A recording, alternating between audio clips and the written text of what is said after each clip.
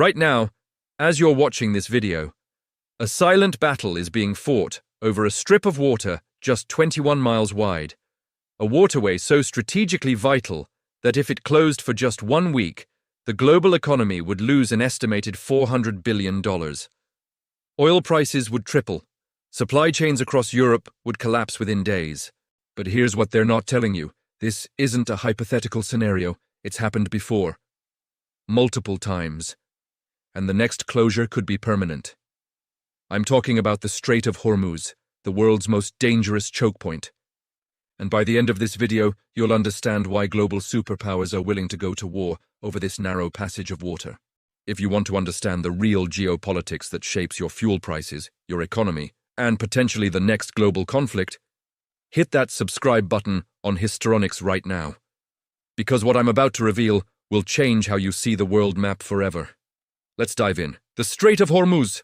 Most people have heard the name. Fewer understand. A global economy hangs on this single geographic feature.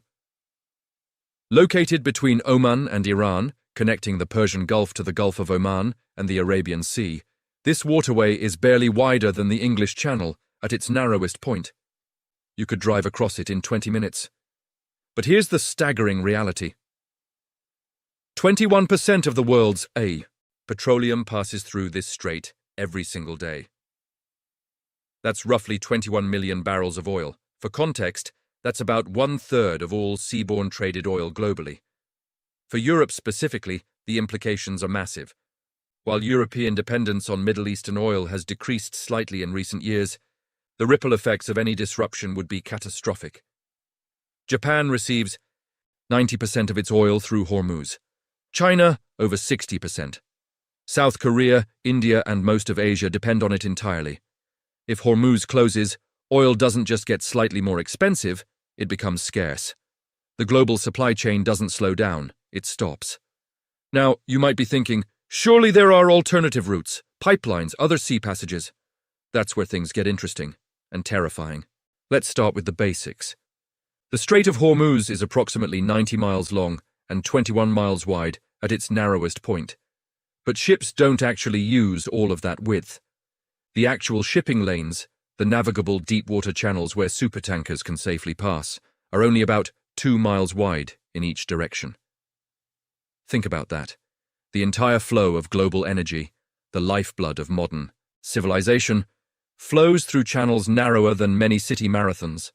The depth varies, but the main channels are about 60 to 100 meters deep, just barely enough for the massive modern oil supertankers that can carry up to 2 million barrels of crude oil.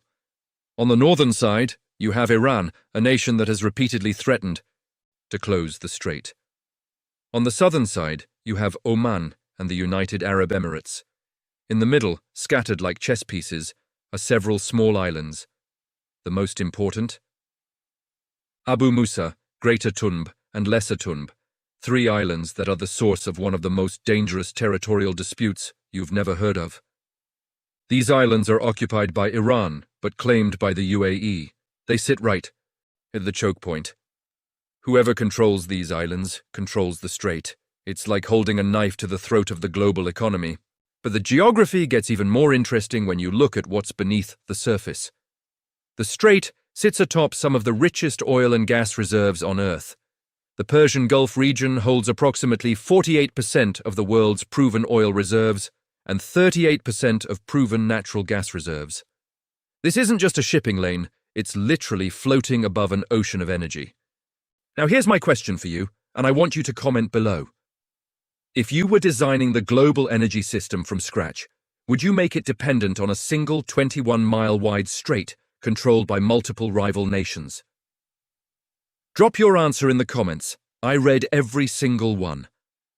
The Strait of Hormuz hasn't always been a flashpoint. For centuries, it was simply a trading route. Arab, Persian, Indian, and European merchants passed through peacefully. Everything changed with the discovery of oil in the early 20th century. In 1908, oil was discovered in Persia, modern-day Iran. Soon, the entire Persian Gulf region revealed itself to be sitting on the largest concentration of petroleum in human history. The strait transformed from a trade route into the most strategically vital piece of real estate on Earth.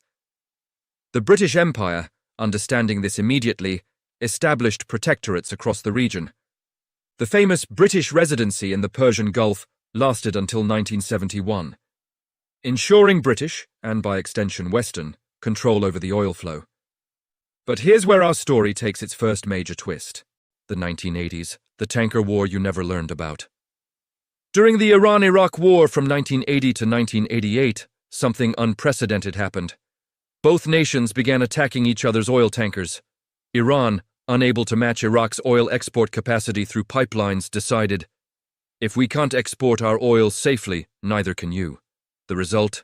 Over 500 ships were attacked in the Persian Gulf and the Strait of Hormuz. Hundreds of sailors died. The waterway became a war zone. Iran developed a strategy called swarming tactics, using dozens of small, fast attack boats armed with rockets and mines to overwhelm larger vessels. They laid mines across the shipping lanes. They used anti-ship missiles from the coast. The United States was eventually drawn in, conducting Operation Earnest Will, the largest naval convoy operation since World War II. U.S. Navy ships escorted reflagged Kuwaiti tankers through the strait. And here's the kicker. In 1988, USS Vincennes, a U.S. Navy cruiser, shot down Iran Air Flight 655, a civilian airliner, killing all 290 passengers. The U.S. claimed they mistook it for a fighter jet. Iran called it murder.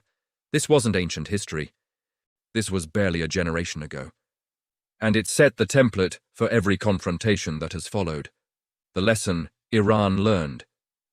Control of the Strait of Hormuz gives them asymmetric power against vastly superior military forces. Fast forward to today. Iran's capabilities have grown exponentially more sophisticated. Let me paint you a picture of what Iran currently has positioned around the Strait of Hormuz. 1. Anti-ship missile batteries. Buried in mountains along the coast, including the Khalij Fars anti-ship ballistic missile designed specifically to hit moving ships. 2.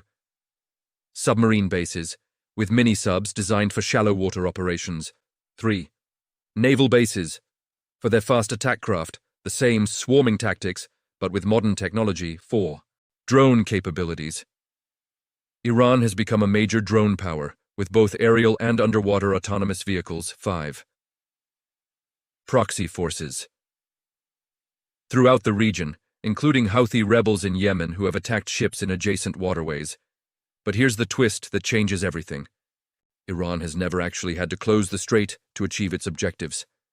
Think about it. Every time tensions escalate, whether it's sanctions, nuclear negotiations, regional conflicts, Iran simply threatens to close the strait.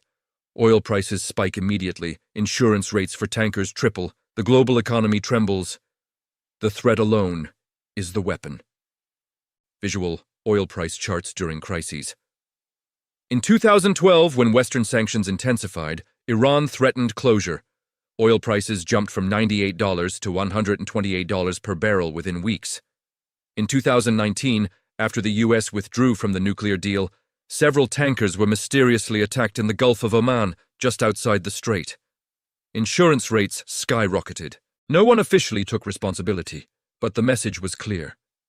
In 2020, after the U.S. killed Iranian General Qasem Soleimani, Iran again threatened closure. Markets went haywire. Here's what's fascinating. Military analysts estimate that Iran couldn't actually keep the strait fully closed for more than a few weeks at most. U.S. and allied naval forces would eventually clear the waterway. But a few weeks? In modern supply chains, a few weeks is an eternity. Europe would face energy shortages within 10 days. Prices would make the 2022 energy crisis look mild. This brings me to my second question for you.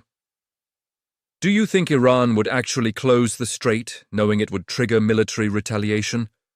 Or is the threat more valuable than the action? Let me know in the comments what you think.